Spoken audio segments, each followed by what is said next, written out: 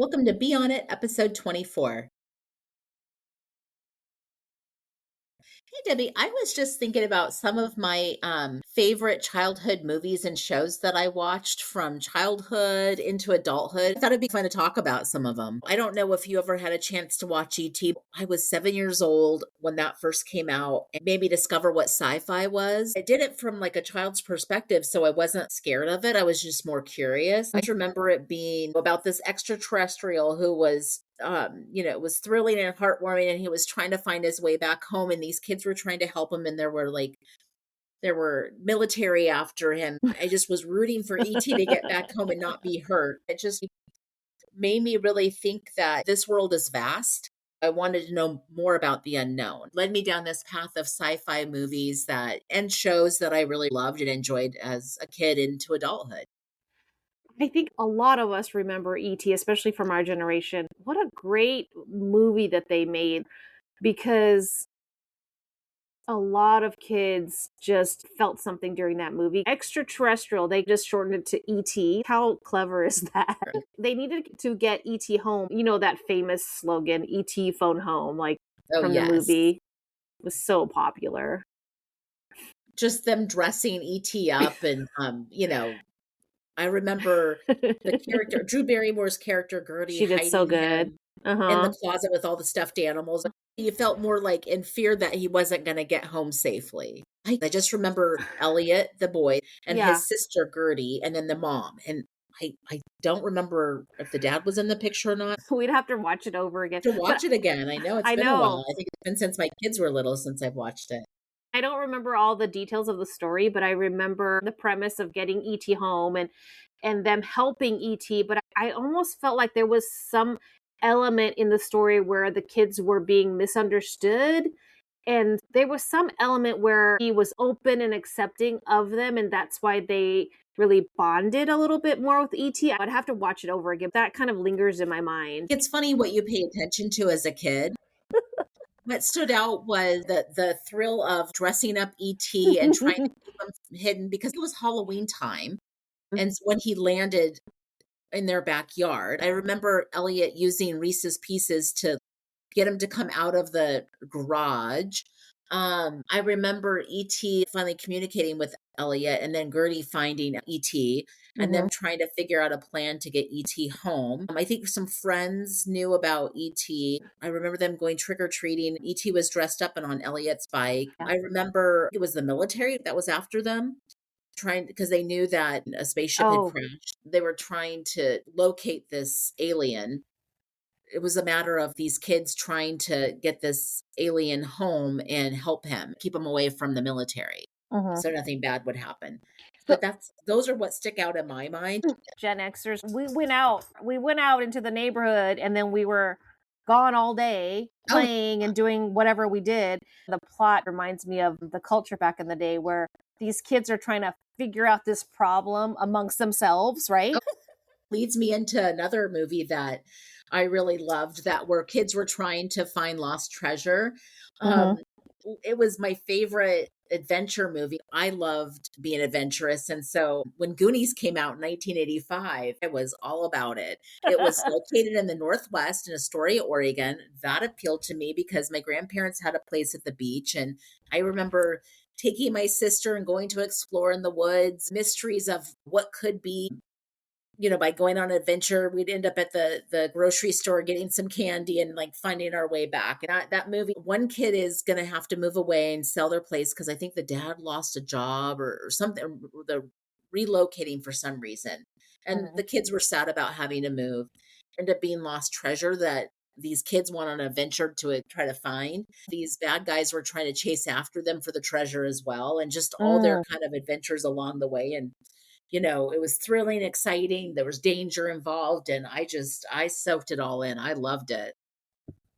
I feel like I vaguely remember this movie. It was definitely comedic. I remember one was dressed with gadgets. He was their gadget prankster friend, and then one was the older brother who worked out. He was not as popular, but he liked the popular girl. And then I'm trying to remember there was the character Chunk who wore the Hawaiian shirt. They really filled those roles with Mhm, the right kids. mhm, It's become a cult classic. In fact, every year they have a Goonies festival in Astoria, Oregon, and I think they're trying to make the house into bed and breakfast or a museum. I can't remember which. Anyway, you'll be able to check it out, and mhm. there's a whole festival in June of every What year. It's such a cool name for a movie. I think they really kind of built up those personas. And do you felt like you knew a character like that in your real life? Did you feel like you were trying to emulate one of them? I don't know that I was ever trying to emulate one of them. My friend Brian liked to play practical jokes. I could relate to some of these kids. Mhm. Like everybody knew the kid that was the prankster, the class clown, so to speak. Kid that worked out a lot was tougher. I think it was just relatable. Everybody knew somebody like that. I don't think I ever tried to emulate that. I just thought it was fun to watch. Uh, What are your favorite movies that appealed to you and changed your perspective on life? Okay, so my first recollection of a mini series, it was a drama. This was back in the day when there were VCRs and we would rent these videotapes from the video store. But this mini series was about 20 tapes long, I think. Or maybe more actually, maybe between 20 to 30 tapes long. So I remember watching these tapes multiple times. This was a Korean movie, a mini series that my dad would watch. It was about this very wealthy, like millionaire who was old, and then he told his life story because he it was kind of like a rags to riches type of deal. And this was like back in the day during like the Japanese occupation of Korea. There's some historical components to it too. It takes the audience back to when he was younger, living with his family in the country, and they farmed. They didn't even own their own land. They rented farmland and then ended up giving half of their crop to the landowner. He in his life, as he became a little older, he decided he was going to go to the city, and he just left one day. And there's some romance in there too because he had somebody that he liked, but there was classism involved. He told her that he liked her, and then the next day he left and he went to the city. And that comes around later, but he ends up becoming very, through hard work, really hard work and just self education. He started in the rice industry and he ended up becoming pretty successful. And I just remember this scene where, as an adult, he got married, he had children, and then he had some money, so he ended up going back and buying his parents some land for themselves. So they became landowners, and they were having this big celebration, and the dad leaves the party, and the son goes out looking for him. The dad is squatting down on his new property, and he's crying. And then the son comes out and he goes, like, he brings some soju, which is like some, it's kind of like sake. He brings that out and he goes, Dad, with this like brass kettle, which is what they used back in the day. And he's like, Dad. And the dad goes, yeah, I'm right here. And he just is trying to wipe away his tears. And that was such a moving moment. I probably would cry again if I rewatched that particular scene because the acting was just so authentic and spot on. And just um if you have a childhood where you didn't have a lot of money, you can relate to how hard life is, and just that whole story of working your way up to something. I could really identify with. I was just like, oh wow, that's amazing. That reminds me of Little House on the Prairie, their Oh. struggle for when I don't know if they owned the land or rented the land, how they farmed and they depended on that crop for their livelihood and their survival. With the girls, Mhm. and I forget if they had was it a cousin or somebody that was introduced later, but there was the mom and the dad and the sisters, and just their struggle to survive Mhm. came into town and they created community. I just remember reading the books, and I remember wanting, I think they were talking about cornbread, and I remember asking my grandma if we could make some cornbread, and she let me make cornbread. And oh my gosh, I was all about that series. I loved it. I think it appealed to many people.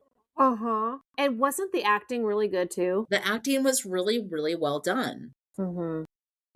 Yeah, that's funny that you bringing up that miniseries, that's what that reminded me of. That was a show that I would watch frequently growing up as a little girl. shows that were Americana, shows about the struggle. Yeah. And it just, that's I think that's also why I like foreign movies too, because, you know, you always wonder as a little kid, is my struggle the same as everybody else's struggle?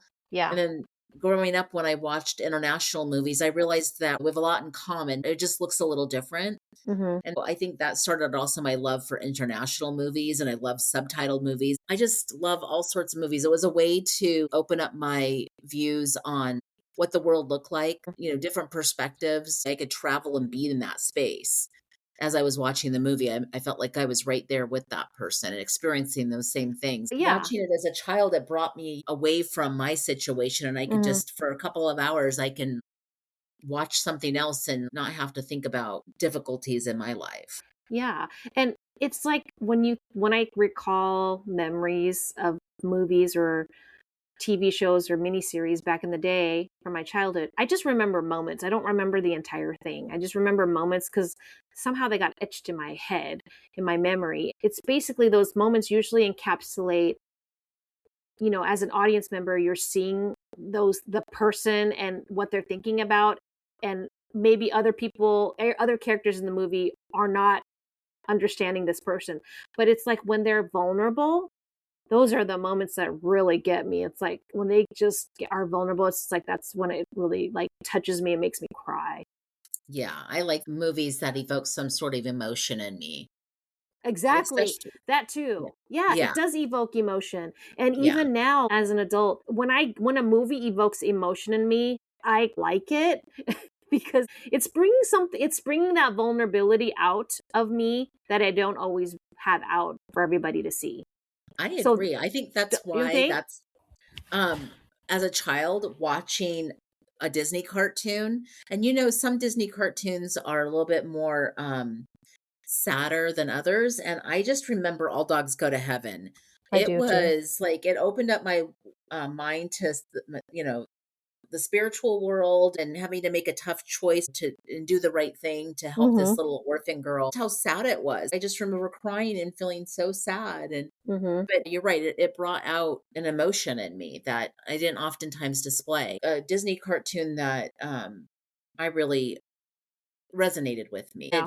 It got me thinking about one that you and I watched recently within, the last couple of years, Oh The yeah. Wild Robot. Mhm. Mhm. That one, as a mom, oh my goodness, it gave me all the feels, and it was kind of an emotional, heartfelt movie for me, because at the time my kids, they were in college, and just I was adjusting from being their mom and them depending on me to them being young adults and not needing me as much, and helping them to like sort of launch into Yeah. their adulthood. And Mhm. that movie just invoked in me this sense of responsibility and the struggle of letting your kids go when they become young adults and let them fly, so to Mhm. speak. Mhm. That movie just brought you through raising or taking care of something and then having to let it go for the purpose of living the life they were supposed to live.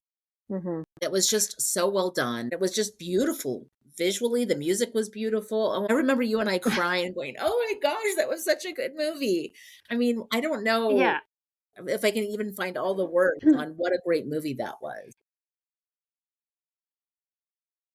It definitely had layers. It was more than met the eye. It was a little more complex. When I thought about that movie, it was like there was some themes that came up, one of which is having a purpose. This robot ended up not having the purpose that it was, that it would have been programmed to do. So finding that was something that it achieved. Another thing, going rogue, Yeah. off script. Like, you're supposed to do this is expected of you, but you kind of go your own way and you find fulfillment that way. That was something that I thought about. Some other things. Like I said, this movie was deep for me and it was timely for you. Another thing, this aspect of caring for somebody else, I don't think it's automatic. I mean, it can be nurtured. You can't teach somebody to care. maybe somebody emulates it for you, and Right. maybe it nurture your sense of caring for somebody else or something is supported that way. But you can't even though we're human beings, um and we have all these emotions and feelings, not everybody is caring. And when you're not a caring person, what do you do? On the contrary, this movie, the wild robot was caring, even though it was a machine. Made me think about, you know, human beings in general. I think the moment, like I said, I love movies that kind of evoke something out of me, like make me get emotional. And I think that there was a moment, and I think you can recall that moment where the wild robot and the goose, they go down like it's like an airplane strip where the wild robot is repeatedly trying to help the goose launch, like fly, Yes. anticipating that he was going to need to make this humongous migration with his flock. I just remember, and I was thinking about, like, why did I get so emotional in that moment? And I think it was because, as you were saying, this movie highly depicts this stage where parents are launching their children and children are kind of like leaving the nest, so to speak. But I think the reason why I got really emotional in that moment was after repeated attempts and hard work and trial and error, the goose launched and started flying. And then I can't remember, the wild robot just looked up and realized the goose wasn't looking back. I think there was some kind of pain or some kind of emotion that I felt in that moment. It doesn't have to be a parent child relationship. When you support somebody and they are able to quote unquote fly on their own, so to speak, it's like a combination of being sad and hopeful. I relate it to my own kids when they get older. You can only do so much for them because they're out in the world on their own, and you hope that they will be resilient because you don't know what's going to be coming their way. And when I say resilient, I just don't want them to be like being able to like dodge things or like, okay, adapt all the time. No, I like when I say resilient, I want my kids to be able to uphold their values and remain strong and remain authentic to the person that they are. This hopefulness, I can't provide that for them because I don't know what they're doing if they're not near me or if they don't share with me. But for me, I'm like, okay, that's where prayer comes in. Like, God's got them. I can only do so much. And after Right. that, I'm like, I leave it up for me. I'm like, I leave it up to God and I'll just pray about it. And that's how I can stay hopeful that they'll be okay. Yeah, I for me also, remember Mm-hmm. everybody was a little resistant and afraid of this robot. The goose, they treated like he was different and they were judgy at first, and the robot just kept trying and trying, and then took, would help the Oh yeah. community of animals, and Mm-hmm. before you knew it, they all were working together for the greater good to help this goose to learn how to fly. And it was just a beautiful example of sometimes we make judgments and we have to put that aside and look at the big picture. And that the big picture was helping this goose to go with its flock because it had a purpose to be a part of a flock for a greater good. As a community of animals, they were helping each other. The robot helped build this beautiful shelter so that the animals Oh could stay yeah. protected in the cold Yes. weather. About They that. worked together Mm-hmm. as a team. It takes a Yeah. village to raise a child or to take care of something, and they all were like these proud parents launching this goose off into the world. The goose was a part of the flock for the greater good to do Mm-hmm. some more things that this goose had to do in life.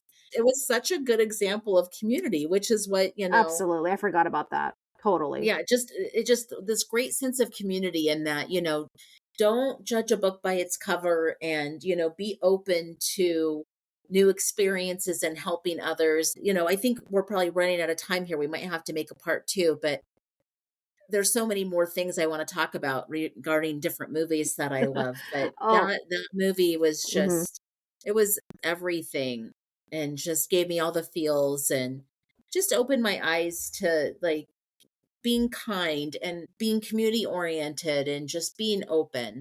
Hmm. And, if you guys like what we're all about, join us for part two where we have some more discussion on different movies and shows that we love. See you later. Take care.